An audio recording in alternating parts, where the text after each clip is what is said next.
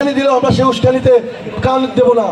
কিন্তু যদি আমাদের দেয়ালে পিঠ থেকে যায়, যদি আমাদের জীবনের ঝুঁকি চলে আসে, তখন ছাত্রলীগের নেতাকর্মীরা জানে কিভাবে এই সব অশুভ শক্তিকে প্রতিরোধ করতে হয়।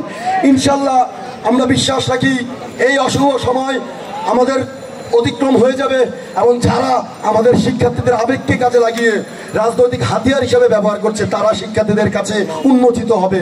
ইতিমধ্যেই বিএনপির ছাত্র সংগঠন, ছাত্রদল এবং জামায়াতে ইসলামের ছাত্র সংগঠন, ছাত্র শিবিরের প্রেস ব্রিফিংয়ের মাধ্যমে আমাদের শিক্ষার্থীরা অনেকেই বুঝে গেছে যে এখানে অশুভ শক্তি কারা কারা ঢুকে গেছে। শিক্ষার্থীরা সারা বাংলাদেশের শিক্ষার্থীরা দেখছে আজকে ছাত্রদলের ক্যাডার অস্ত্র শস্ত্র নিয়ে শহীদ মিনারে গিয়েছে, বিভিন্ন জায়গায় যাচ্ছে। এরা কারা? আজকে আমাদের গণমাধ্যমের ভাইরা এখানে উপস্থিত রয়েছেন, আপনারাও দেখেছেন।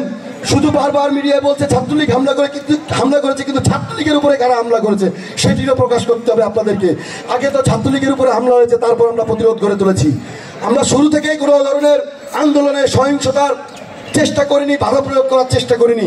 আমরা চেয়েছি একটি শান্তিপূর্ণ আন্দোলন তারা করুক, কিন্তু তাদের এই আন্দোলনে যারা ভূত হিসেবে ঢুকেছে তারা এই আন্দোলনকে শান্তিপূর্ণ আন্দোলনে থাকতে দেয়নি।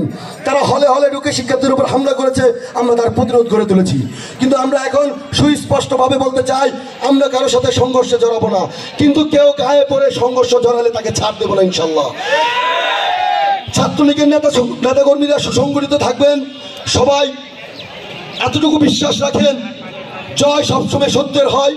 মুক্তিযোদ্ধারা যদি সেদিন ভয় পেতেন তাহলে দেশ স্বাধীন হতো না। মুক্তিযোদ্ধারা রক্তের বিনিময়ে, শহীদদের রক্তের বিনিময়ে আজকে বাংলাদেশ। তাদের যে রক্ত, সেই রক্ত যদি প্রয়োজনে আমাদের জেনারেশনে আমাদের দিতে হয় ইনশাল্লাহ দিব, কিন্তু আমরা কখনো পিছপা হব না। জয় বাংলা, জয় বঙ্গবন্ধু, জয় দেশরত্ন শেখ হাসিনা।